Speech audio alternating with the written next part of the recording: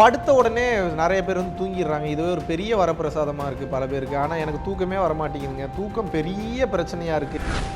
மனம் வந்து யாருக்கு இலகுவாக லேசாக இருக்கோ படுத்த உடனே தூங்கிடுவாங்க. எனக்கு இது வேணும் அது வேணும், அதான் எடுக்கிறவன் கொடுக்குறவன் ரெண்டாக பிரிச்சிருக்குன்னு சொன்னேன்ல. கொடுக்குற தன்மையில் இருக்கிறவன் படுத்தோடனே தூங்கிடுவான். எடுக்கிற தன்மையில் இருக்கிறவன் எவ்வளோ எடுத்தாலும் தீராது. அருள்நிலையை தவிர அன்லிமிட்டடாக எது இருந்ததுனாலும் பிரச்சனை தான். ஆன்மாவினுடைய அடிப்படை குணமே என்ன? கொடுப்பது. எப்போ மைண்டு ஃப்ரீ ஆகுதோ படுத்த உடனே தூக்கம் வரும். கொடுக்குற தன்மைக்கு கொஞ்சம் கொஞ்சமாக மாற்றுங்க, படுத்தவுடன் நிச்சயமாக தூக்கம் வரும்.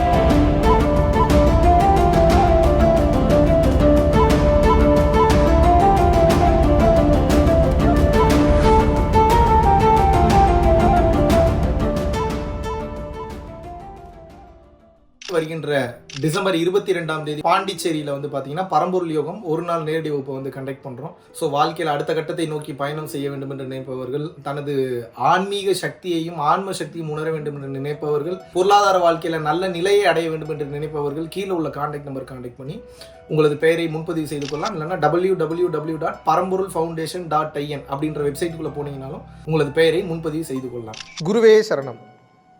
அனைவருக்கும் வணக்கம். படுத்த உடனே நிறைய பேர் வந்து தூங்கிடுறாங்க. இதுவே ஒரு பெரிய வரப்பிரசாதமாக இருக்குது பல பேருக்கு. ஆனால் எனக்கு தூக்கமே வரமாட்டேங்குதுங்க. தூக்கம் பெரிய பிரச்சனையாக இருக்குது என்று பலர் வந்து கேட்பதை வந்து பார்க்க முடிகிறது. முதல்ல நல்லா புரிஞ்சுக்கணும், தூக்கம் வராமல் இருப்பதற்கு பல காரணங்கள் இருந்தாலும் அதனுடைய தூக்கத்திற்கு உண்டான அடிப்படை காரணமே என்ன அப்படின்னா புண்ணியம்னு அர்த்தம். தூக்கம்னாவே புண்ணியம் பாவம்னு அர்த்தம். இந்த ஆஸ்ட்ராலஜியில் கூட 12 கட்டங்களில் 12வது கட்டம் வந்து என்ன அப்படின்னா மெயினான கட்டம் வந்து தூக்கஸ்தானம், உறக்கஸ்தானம்னு சொல்லுவாங்க. அது எவ்வளோ முக்கியமான ஒரு ஸ்தானமாக இருந்தால் உறக்கத்துக்கு வந்து பார்த்திங்கன்னா ஒரு கட்டமே கொடுப்பாங்க. அப்போ பார்த்துங்க எப்படி 12வது கட்டத்தில் உறக்கஸ்தானம் கொடுக்குறாங்க அப்படின்னா அப்போ தூக்கம் என்பது ஒரு மனிதனுக்கு மிகவும் அவசியமான ஒன்று. தூக்கம்ன்ற ஒன்று இல்லைன்னா சீக்கிரமாக பைத்தியமாகி செத்து போயிடுவான். இதுதான் நடப்பது. இதில் 2 வகை இருக்குது தூக்கம் இல்லாமல் இருக்கிறதுல. ஹை எனர்ஜெட்டிக்காக தூக்கம் இல்லாமல் இருந்தீங்கன்னா உடம்பு எனர்ஜெட்டிக்காக இருக்கும், உடம்புல எந்தவித பாதிப்பும் ஏற்படாது. ஆனால் எனர்ஜெட்டிக்காக இல்லாமல் தூக்கம் இல்லாமல் இருக்கீங்க, டயர்டாகவே இருக்குன்னா உயிர் சக்தி உங்களுக்கு விரயமாகி கொண்டிருக்கிறது என்ற அர்த்தம். சீக்கிரமாக நாம் உயிர் பிரிய போகிறோம் என்று அர்த்தம். அதனால்தான் தூக்கம் மிகவும் அவசியமான ஒன்றாக இருக்கிறது. தூக்கம் இல்லாமல் அவஸ்தைப்படுறவங்க இன்றைக்கி உலகம் ஃபுல்லாக நிறைய பார்க்க முடியுது. இதை பற்றி இன்றைக்கி தெளிவாக பேசலான் இருக்கேன். அதாவது தூக்கம்னா என்னென்னா மனம் இலகுவாக மாறிவிட்டது என்ற அர்த்தம். மனம் வந்து யாருக்கு இலகுவாக லேசாக இருக்கோ படுத்த உடனே தூங்கிடுவாங்க. மனம் வந்து யாருக்கு ரொம்ப ஸ்டிஃபாக டைட்டாக ரொம்ப கடுகடுன்னு இருக்கோ அவர்களுக்கு படுத்தவுடன் தூக்கம் வராது, டீப் ஸ்லீப்புக்கு வந்து போக முடியாது. அந்த நிம்மதியான உறக்கம் என்பது அவர்களுக்கு வாய்க்க பெறாது. காரணம் என்னென்னா இறுகப்பட்ட மனம். ஸோ இறுகப்பட்ட மனம், இலகுவாகப்பட்ட மனம் ரெண்டாக பிரிச்சுக்கோங்க. அப்படின்னா stressed mind, free flow mind, ஃப்ரீயாக இருக்கக்கூடிய மைண்டு.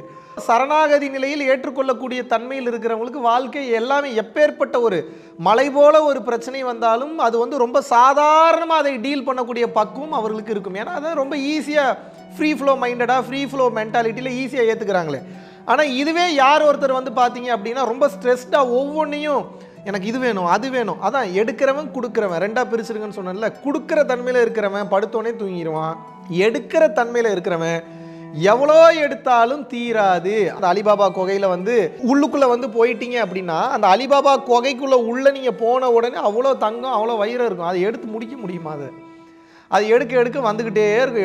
எடுக்க ஒரு கட்டத்தில் வந்து வாழ்க்கை வீணாக போய்விடும், இறந்தும் நாம் விடுவோம். அதுபோலத்தான் கொடுக்கப்பட்ட குறிப்பிட்ட காலகட்டத்தில் இந்த 100 வருஷ வாழ்க்கைனா 100 வருஷம் இந்த ஆவரேஜ் லைஃப் ஸ்பேனில் இறைவனை பார்ப்பதை விட்டு பொருள் தன்மையிலேயே அதிகம் நாம் சென்று, பொருள் வேணும் தான் நான் இல்லைன்னு சொல்ல, அளவான பொருள் எல்லாமே அளவு தாங்க. உணவு, அறிவு, தங்கம், வைரம், பணம், லிக்விட் ஐட்டம்ஸு, இல்லாட்டினா ஊர் சுற்றக்கூடிய ஆசை எல்லாமே லிமிட்டாக இருக்கிற வரைக்கும் பிரச்சனை இல்லை. லிமிட்டை தாண்டி அன்லிமிட்டடாக வேறு எதுவுமே இருக்கக்கூடாது. அருள்நிலையை தவிர அன்லிமிட்டடாக எது இருந்ததுனாலும் பிரச்சனை தான் இந்த உலகம் சார்ந்த வாழ்க்கையில். அப்போது யார் ஒருத்தங்க கொடுக்குற மனநிலையோடு வாழ்கிறீங்களோ நீங்கள் நோட் பண்ணி பாருங்கள், உங்களுக்கு சீக்கிரம் தூக்கம் வரும்.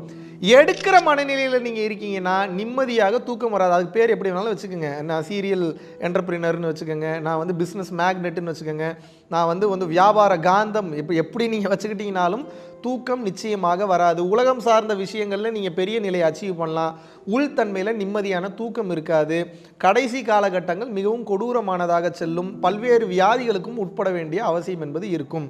இப்போ உங்களுக்கு சிம்பிளாக புரிய வைக்கிறேன். இன்றைக்கி எனக்கு போனோடனே படுத்தோடனே தூக்கம் வரணும்னா என்ன பண்ணுறீங்கன்னா, காலையில் முழிச்சதுலேருந்து சாயந்தரம் தூங்குற வரைக்கும் எங்கே போகலாம், எதை சம்பாதிக்கலாம், எவ்வளோ சொத்து சேர்க்கலான்றதில் மட்டும் இல்லாமல் யாருக்காவது நான் ஏதாவது கொடுக்க முடியுமான்னு பணமாகவோ பொருளாகவோ சாப்பாடாகவோ ஏதாவது கொடுங்க, இல்லை அறிவாகவோ தானமாகவோ ஞானமாகவோ ஏதாவது கொடுங்க.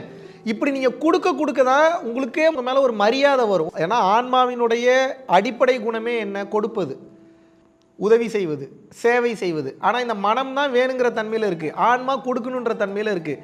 அப்போ இந்த மனதினுடைய ஆசைக்கு இந்த ஆன்மா சக்தி கொடுத்துக்கிட்டே இருக்குது. அப்போ இந்த மனமானது எப்போ பக்குவப்பட ஆரம்பிக்குதோ, கொடுக்கணுன்ற தன்மைக்கு வர ஆரம்பிக்கிறதோ, மனம் என்பது இலகுவாக ஃப்ரீ ஆகும். எப்போ மைண்டு ஃப்ரீ ஆகுதோ படுத்த உடனே தூக்கம் வரும். அப்போ படுத்த உடனே தூக்கம் வரணும்னா ஸ்லீப்பிங் பில் போடாமல் தயவு செய்து நிச்சயமாக கொடுக்கும் தன்மையை வளர்த்து கொள்ளுங்கள். ஃபவுண்டேஷனுக்கு கொடுங்க, பரம்பொருள் ஃபவுண்டேஷனுக்கு கொடுங்கன்னு சொல்லலை. விருப்பப்பட்டவங்க இங்கே கொடுக்குறீங்க. இல்லை, என் கையால் என்னை சார்ந்தவர்களுக்கு நான் கொடுக்கிறேன் என்று நினைப்பவர்கள், உங்களை சார்ந்து இருப்பவர்களுக்கு தாராளமாக நீங்கள் கொடுக்கலாம். அந்த மாதிரி தன்மையில் இருக்கும்போது உங்களது மனம் இலகுவாகிவிடும். படுத்த உடனே தூக்கம் வரும். இப்படி பல்லாயிரக்கணக்கான நபர்கள் கொடுக்கும் தன்மைக்கு வந்து எடுக்கும் தன்மையிலிருந்து மாறி கொடுக்கும் தன்மைக்கு போய் படுத்தோடனே தூங்குறாங்க, நிம்மதியாக தூக்கம் வருது, உடம்பு பிரச்சனை சரியாகுது, மனப்பிரச்சனை சரியாகுது, உடல் நோய்கள் குணமாகுது, மிராக்கிள்ஸ்லாம் அவங்க வாழ்க்கையில் நடக்க ஆரம்பிச்சிருச்சு. இப்போ தூக்கம் என்பது ஒரு பிரச்சனையா? கிடையவே கிடையாது. அருட்சக்தி அதிகமாக வரும்போது தூக்கம் வராது. ஆனால் வந்து பார்த்தீங்கன்னா ஆக்டிவாக இருக்குது, எனர்ஜியாக இருக்குது, எந்த பிரச்சனையும் உடம்புக்கு கிடையாது. அருட்சக்தி இல்லாமல் பிரச்சனையில் தூக்கம் வராமல் இருக்கும்போது உடல் சோர்வடையும், உடல் பாகங்கள் சோர்வடையும், தேவையில்லாத பிரச்சனைகள் வரும். ஒரு கட்டத்திற்கு மேல் ஏகப்பட்ட பாதிப்புகளுக்கு உண்டாகி உயிர் விடும் நிலை நிச்சயமாக ஏற்படும். அதனால் கொடுக்குற தன்மைக்கு கொஞ்சம் கொஞ்சமாக மாற்றுங்க. படுத்தவுடன் நிச்சயமாக தூக்கம் வரும். நன்றி, வணக்கம்.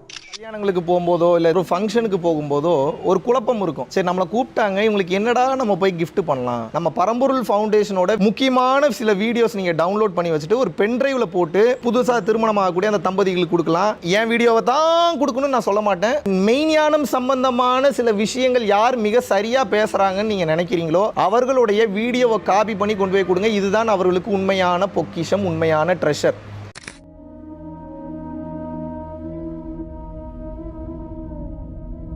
பரம்பொருளின் கருணையினால உங்களுடைய இடைவிடாத அன்னதானத்திற்கு நீங்கள் அனுப்பப்பட்ட பணத்தின் மூலியமாக பல லட்சம் உயிர்களுக்கு இது நாள் வரைக்கும் வந்து சாப்பாடு கொடுத்துருக்கோம்.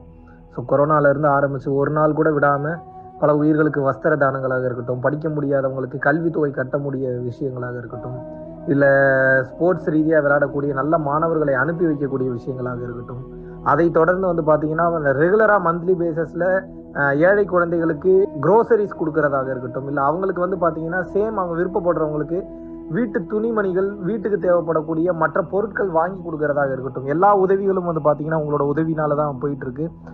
சாது சிதம்பர சுவாமிகள் வளநாட்டார் வந்து ஒரு வார்த்தை சொல்லுவார், பசித்தோர் முகம்பார் பரம்பொருள் அருள் கிட்டும் அப்படின்னு வந்து சொல்லுவார். வள்ளல் பெருமானும் ஜீவகாருண்யம் உள்ள சம்சாரிகளுக்கு எப்பேற்பட்ட சூழ்நிலையிலும் வந்து பார்த்தீங்கன்னா அவங்களோட லாபம் தடைபடாது, தொழில் பிரச்சனைகள் வந்து நிவர்த்தியாகும், அதை தொடர்ந்து வந்து வாழ்க்கையில குடும்ப பிரச்சனைகள் விலகும், அதுபோக குழந்தை சம்பந்தமான பிரச்சனைகள் எதுவாக இருந்தாலும் வந்து இந்த அன்னதானத்திற்காக நீங்கள் செய்யக்கூடிய ஒவ்வொரு ரூபாயும் அது வந்து உங்களுக்கு நிச்சயமாக புண்ணியமாக வந்து சேரும்.